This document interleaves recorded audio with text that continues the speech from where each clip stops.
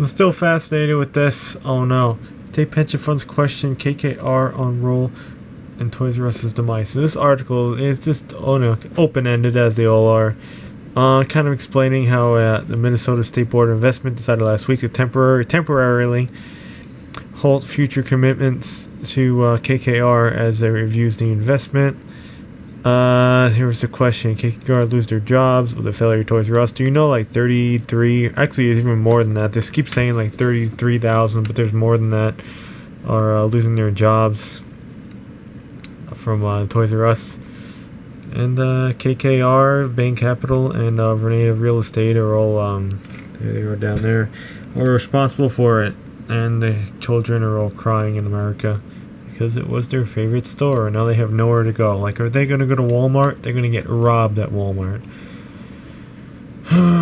So this is basically what happens when these big names and their whole little project just goes wrong, and you as a little peon people, you see it, you see the flood. You know, you're in your little ant home, and the water starts flooding you out, and you see it, and you go, oh wow, what happened? So this is what happens because you have no control of it. You're a little peon. These people are dealing with billions. You're worried about having $7 in your pocket. So basically, they screwed the employees. No severance pay. They're selling basically everything out of the store. They could have sold the store. They could have kept the business going. They could have kept the doors open. But no, this one just destroy everything. There's like basically they're even selling furniture underneath employees. They're taking away the radios. Like, everything is for sale in the store. It is like insane. It's like you're sitting on a chair, they're selling the chair underneath you, which is just really screwed up. And it's all some liquidator I think they hired at like every location, and they're just whatever. They're probably making money under the table just parting this place out, literally just getting rid of everything. They're probably going to sell the screws in the walls soon. It's like, it's really just effed up. If you don't believe me, go to your local Toys R Us before like next week, and you'll see just the state that the store is in. It's like depressing. It's nothing I've ever seen before. Shock and awe. I don't know what they're trying to do. I don't know, maybe the kids are all going to go nuts now because their favorite little hangout is just like being parted out to nothing. And these people get away with it. They get away with it. Nothing happens to them. And it's just basically disgusting.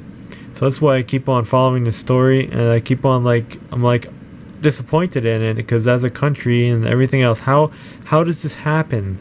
How do they let this happen? You know, there's so many other companies that just, GM, Chrysler, that build trash. And, they were bailed out.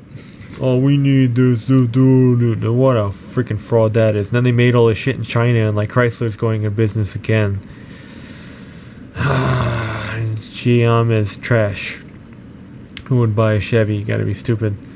So that is that. That's the deal. This is insane. It's just totally disappointing. Oh, then the companies, again, that are buying these stores, furniture stores, and golf stores. There'll probably be a bank mixed in, stuff like that. More shit we just don't need in America. Instead of having a niche store, something different, something entertaining. Nope. But that's what happens when a private equity firm buys your shit. So if you have a company, just don't sell it to anyone, I guess, because it's just going to go down the tubes. Terrible. These guys bankrupt everything. Private equity firms. Look at any company that went under, private equity firm was responsible. And then they come up with little things like, oh, Amazon was the cause. Amazon wasn't the cause. These guys just wanted more money. And they assume they pass the debt to the name of the company and they walk away fine. That's how private equity works. It's like totally just one big fraud. And it goes on in America because America is a fraud. And no one's waking up. Just go on your little smartphone. Who's sending me a text message? It's disgusting, this world. Alright, enough of this. Maybe you'll learn something. Go to your Toys R Us though. Just see how parted out the store is. And it will like depress you, but you have to see it to know that how dangerous just these companies are and what they can do and the damages that they can do. And then KKR, this is just some stuff they buy. BMC Software, no idea what they spending at. 8.5 billion, or valued at 8.5 billion. I don't know what they paid for it. I think they have a HCA healthcare or something. They're buying some healthcare provider. Was it? It's an Intervision Healthcare Corp or something like that. And they also bought a tower in Miami, Florida. So they're spending all this money, and they think Toys R Us. I don't know. But then the employees, again, for the company, they're getting absolute zero. So again, you work for these big names. I don't even know why you would do it these days.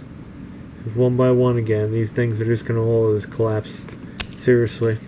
It's just a matter of time. Look what happened here. It was like, it's going to work, then it's not. It was like just so disorganized. It can happen anywhere. I don't know, it's one of the most messed up stories that definitely I've ever seen when you read into it. And I don't even think the generation today is reading into it. They just believe what someone else tells them, because that's how things are. That's it. Parkway Properties and KKR paid $250 million for Sabadell Financial Center. I don't know, but there we go. They bought a building. That was like a couple weeks ago. Awesome. But no severance pay for the employees.